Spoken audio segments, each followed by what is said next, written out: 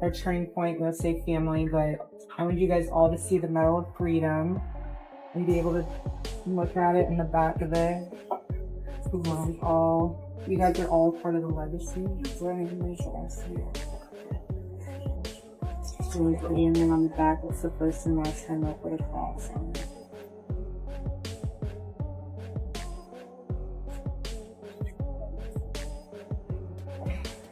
I literally will stand here for all of you. Like I don't care. Everyone can have their moment and see.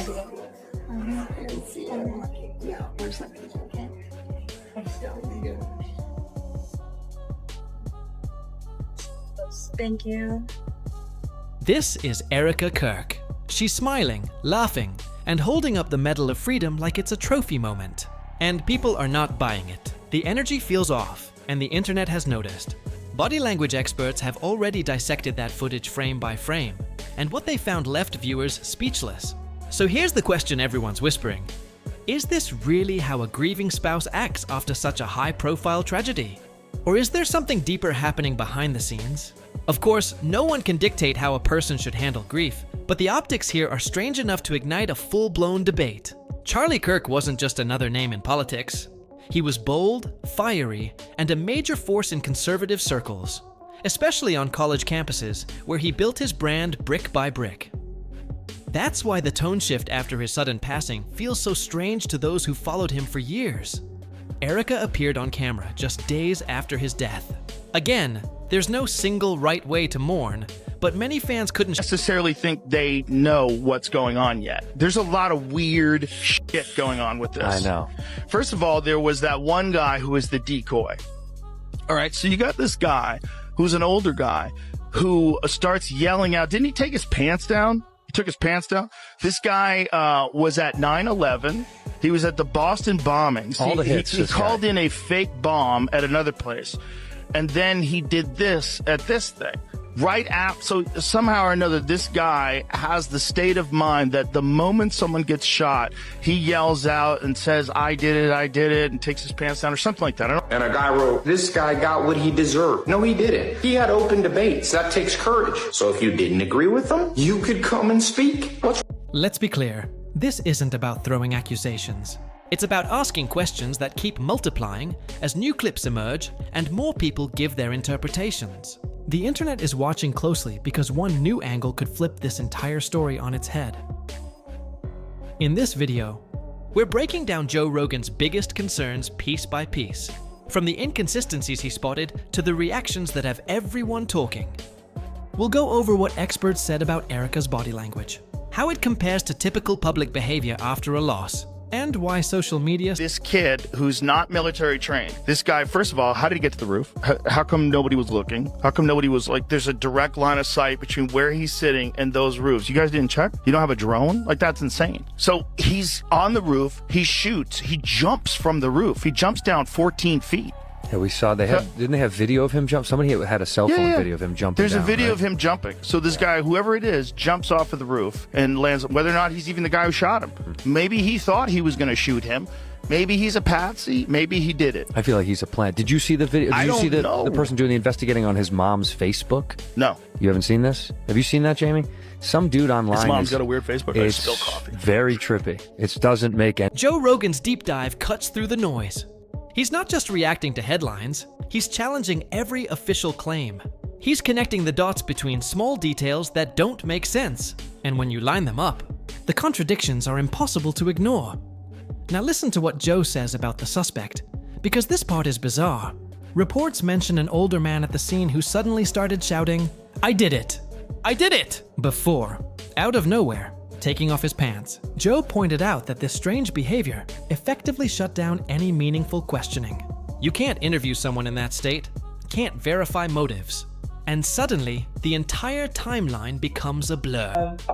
Our turning point, let's say family, but I want you guys all to see the Medal of Freedom and be able to look at it in the back of it. You guys are all part of the legacy. And then on the back, it's the first and last time.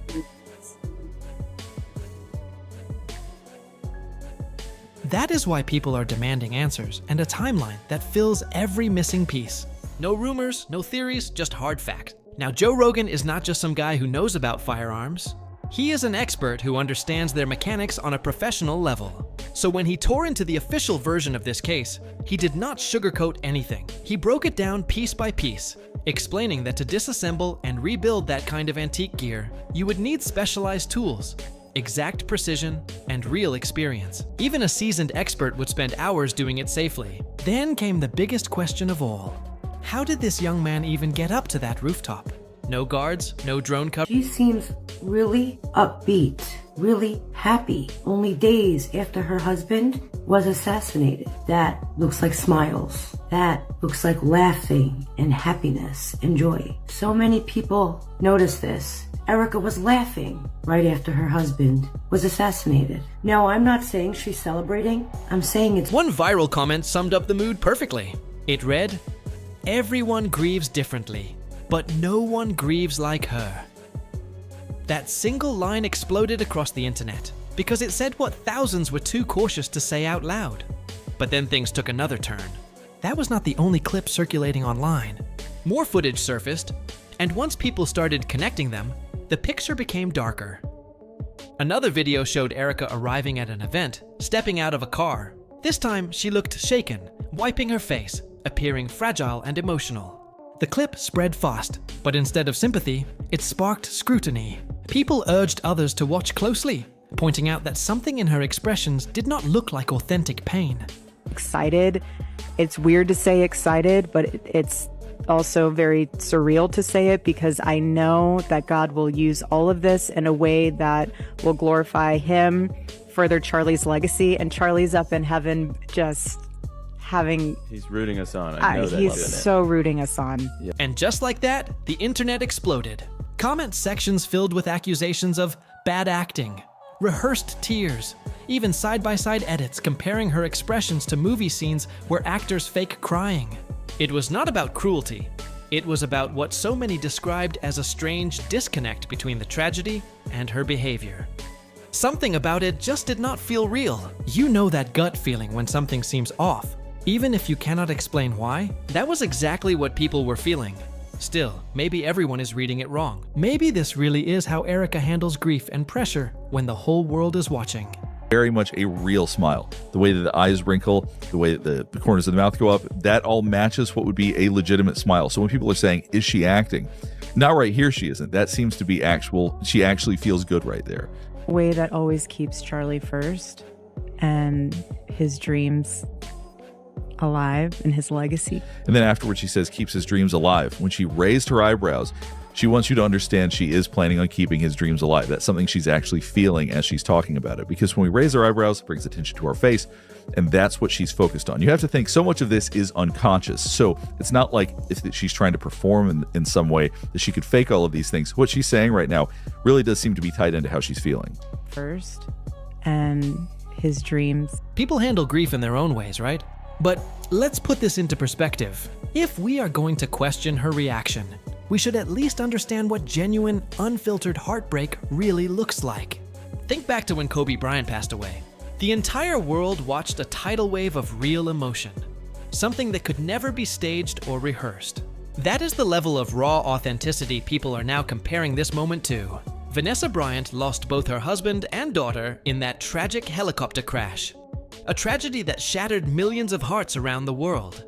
For a long time, Vanessa stayed out of the public eye. And when she finally appeared again, have consistency, the members. So we will have consistency. She really wants people to understand this. And that's what's interesting and what's different about when she's talking about this relative to some of what she's talked about before. So we're seeing a difference in body language here and what we saw at the beginning. At the beginning, she was connecting with the other people in the room, sharing stories, talking about Charlie, feeling good. Now she's talking about continuing the legacy of Turning Point USA and the Charlie Kirk Show. There is an intensity here. I think this is something she feels very strongly about. And so you're not seeing the smiles and the warmth in the same way at this point. And that's not being critical. I think that's just a difference in how intense she is and how serious she is about what it is that she's doing. The emotion was raw and unmistakable. You could see the pain carved into her face, hear the heartbreak trembling in her voice. It was the kind of grief that does not need an explanation, because it hits straight through the screen.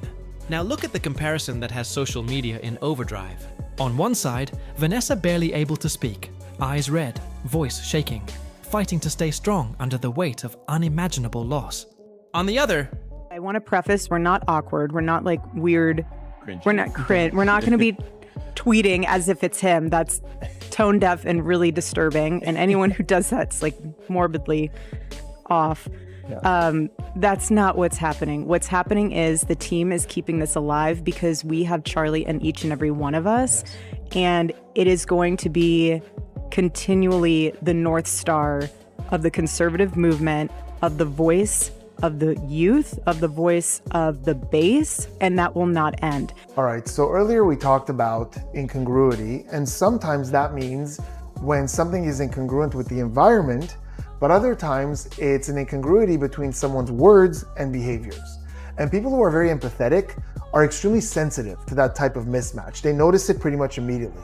This is why I believe this moment that we just looked at, and a few more like it, didn't sit well with some people. Viewers could not ignore how different the tone felt. It made people uneasy, like something about the energy just did not fit.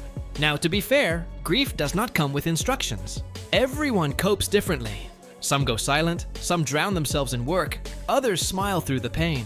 But what stood out here was not just that Erika's reaction was unique.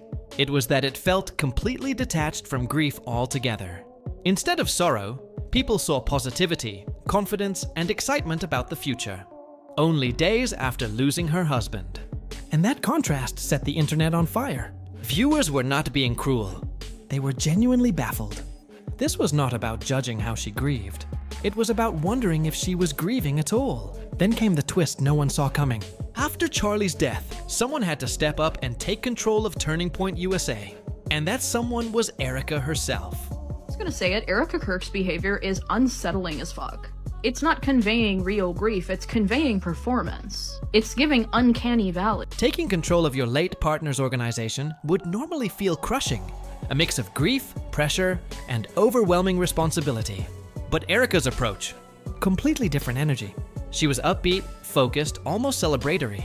It was as if she had already turned the page, while everyone else was still frozen in the moment. Listen to her tone. She talks about hosting the show, continuing Charlie's mission, and there is not a trace of hesitation. Her voice sounds bright, confident, and then she repeats one word. Excited. Not once, but several times, as if she is trying to convince herself and everyone listening. Even she acknowledges that it sounds strange to be excited so soon, but the delivery lands oddly when it follows such a personal loss.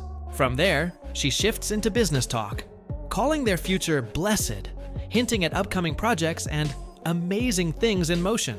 Through it all, her mood stays high, her body language alive. The clip feels more like a launch event than a reflection on tragedy. TikTok caught it instantly. Creators stitched, zoomed, and dissected her tone, her expressions, even the pacing of her smile. The crowd's takeaway was blunt. This didn't look like grief. It looked like marketing energy. Not proof of anything, but a striking first impression. And online, first impressions stick. It didn't stop there. In another clip, Erika said she planned to keep using Charlie's social media, posting in his voice to keep his message alive. On paper, that sounds like a tribute. But the comment sections asked what many were thinking. Is posting as him really honoring his legacy? Or does it cross into unsettling territory? The debate got loud fast. People questioned whether it was respect or denial. That's when professionals stepped in to break down what was really happening behind her expressions. Enter Dr. G, a well-known body language analyst who reviewed hours of Erika's footage. She studied every micro-expression, from eye movement to breath control. Her findings didn't accuse, but they did explain why so many viewers felt something was off. She noticed what's called a Duchenne smile, the kind of smile you cannot fake. It lights up your entire face, especially the eyes, and it only happens when someone is truly happy. And here's the twist. Dr. G spotted that exact smile on Erika's face while she was talking about taking over Charlie's work. Not a polite grin, but a genuine spark of joy, appearing just days after her husband's death. That detail threw viewers off completely. The science of it does not lie. Her emotional cues showed positivity, confidence, and composure, not heartbreak or distress. The internet immediately split into camps. Was she simply proud to carry on his legacy? Or was she compartmentalizing her emotions in a way that most people can't comprehend? Either way, it stood out as unusual. When Erika shifted into her plans for the future of the show, her demeanor changed again. Her eyes narrowed, her voice sharpened, and her gestures became precise. Dr. G explained that this body language shows intense focus, not someone staggering through grief, but someone leading with purpose. She wasn't just preserving Charlie's brand. She was claiming it, and that's what made people uneasy. Most spouses in her position would still be lost in heartbreak. Not talking logistics and strategy days later. Dr. G's conclusion matched what the internet had already sensed. Erika's reactions showed control, ambition, and determination, not sadness. Then another expert joined in, and their read took things even further. This second analyst zeroed in on one moment. Erika describing her plan to post from Charlie's accounts as him. The expert called it emotionally detached, even inappropriate considering the timing.